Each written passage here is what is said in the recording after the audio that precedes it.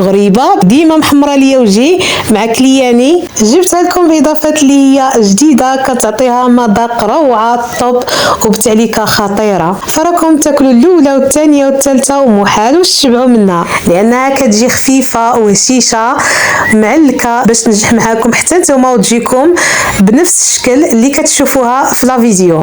احلى سلام واحلى تحيه لاحلى متابعي ومشاهدي قناه شيواز خديجه الفاسيه. كنتوا اول مره تشاهدونا تنقول لكم داركم والقناه قناتكم ومرحبا بالجميع. باش نتقاسموا الاجر والثواب تبقى صدقه جاريه ليك وليا.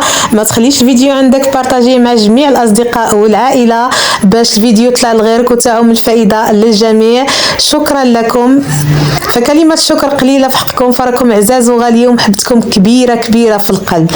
اللهم صل وسلم على سيدنا محمد. بسم الله على بركه الله. عندي في واحد البول غادي نوضع 3 ديال حبات البيض، من الاحسن يكونوا كبار باش كيخرج لنا كميه كثيره ديال الغريبه ويكونوا بدرجه حراره المطبخ. عندي كاس كاس العنبه ديال السكر سنيده اللي سبق ليا وطحنتها باش ما تعذبناش في الخدمه، وضفت ساشي ديال لافاني. هنا اما نخدموا بالفوي او لا بالميكسور برا او لا تخدموا الخليط في الغراف ديال العصير اي المولينكس. المهم نتوما فاش كترتاحوا. من بعد ما خدمت الخليط مزيان غادي نضيف كاس عنبه ديال الزيت النباتيه، وعندي 2 معالق بومبي عامرين ديال المربى الكونفيتير، راه كيعطيها واحد التعليكه خطيره، واحد المذاق كيجي زوين في الغريبه. غادي نميكسي الكل جيدا كتلاحظوا معايا حتى غادي نسجم الخليط يرجع خليط واحد منسجم. من بعد غادي نرجع نضيف هنايا نص كاس ديال بودره كريم باتيسري، تقدروا تعوضوها بودره النشا. عندي مبشور ديال حامضه مع قبيصه ديال الملحه كنصحوا بها الذوق، والمبشور ديال الحامض كيعطينا حتى هو المذاق زوين كيرفع لنا الفوليوم ديال المذاق ديال الغريبه. عندي لاغوم ديال الحامض، الا ما كنتوش كتوفروا عليه فلا داعي. هنايا بالنسبه للكوك ضروري ثم ضروري شرط من الشروط باش تنجح لنا الغريبه خاص يكون عندنا الكوك ميدم، هذا اللي تيكون رقيق فاش كنضغطوا عليه بيدينا كيخرج لنا الزيت. في حاله ما انا غنعطيكم جميع الاسرار باش هاد الغريبه تنجح معكم. في حاله ما كان عندكم الكوك شويه ناقص جوده فطحنوه في الروبو مزيان تيرطاب بهذا الشكل هكذايا باش تحصلوا على نتيجه مزيانه باش ما يشربلكمش المقادير. عندي تقريبا 3 كيسان ونص ديال الكوك. هنايا وضفت ساشي ديال خميره الحلويات. كتلاحظوا معايا غنخلط المكونات مزيان، كتشوفوا معايا هنايا بالنسبه للكوك راه كاع ما شرب ليا المكونات يعني السوائل. كتلاحظوا الخليط كيجي خفيف من الخليط ديال الكيك. نتمنى تكون الصوره واضحه في لا فيديو. من بعد غنضيف كاس ديال الدقيق الصلب اي الفينو. خلط الكاس الاول مزيان. فإلا وصلتوا معنا حتى لهاد اللقطه هذه نتمنى ما تبخلوش علينا بلي لايك لي بارطاج اشتراك في الفيديو باش الفيديو يطلع لغيرك وتعم الفائده للجميع. كنشكركم بزاف على الالتفاته الطيبه للقناه وعلى التفاعل ديالكم، شكرا لكم، فكلمه شكر قليله في حقكم. هنا غنضيف الكاس الثاني كندلك هنايا الخليط.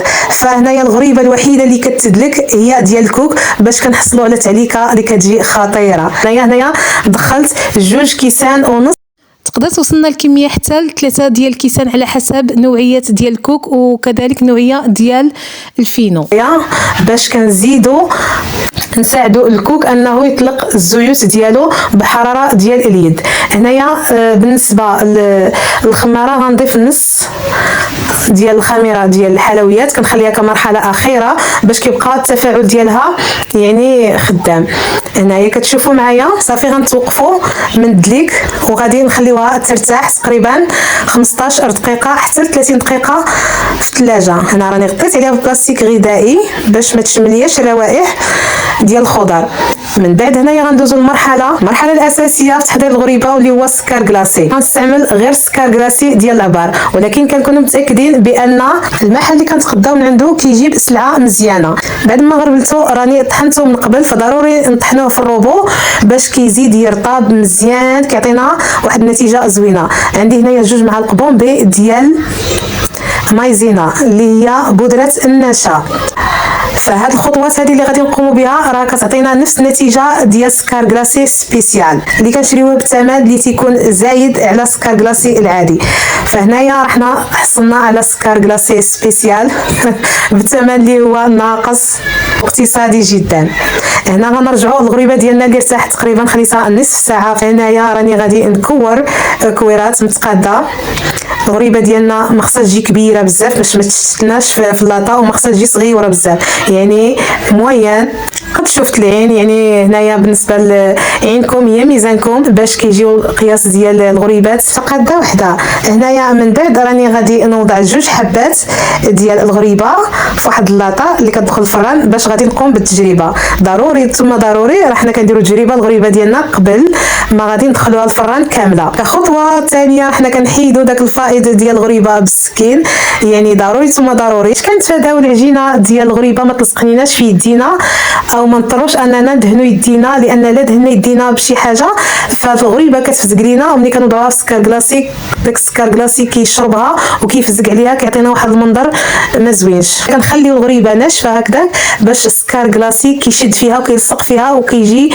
المنظر ديالها زوين. بعد ما كورت جميع الكميه ديال العجينه، هنا كتلاحظوا معايا التجربه ديال الغريبه اللي دخلت الفران فهي تجربه ناجحه صافي، كتعطيني الامان والطمانينه ان الحلوه ديالي غادي تنجح من بعد ما ندخلوها للفران. صرات الغريبه كذلك هنايا ضروري كنفندوها التفنيده الاولى بالسكر كلاصي كيف ما كتلاحظوا معايا. غادي نفند جميع الحبات. فيديو كامل فيه اسرار النجاح ديال الغريبه، نتمنى تتبعوها. كخطوه اخيره الغريبه راه حنا ملي غنبغيو نوضعوها في اللاطه راه حنا كنوضعوا لها سكر كلاصي في الوجه ديالها وكنضغطوا عليه شويه باليدين بالاصابع عفوا هكذا باش كيصمت على الوجه ديال الغريبه.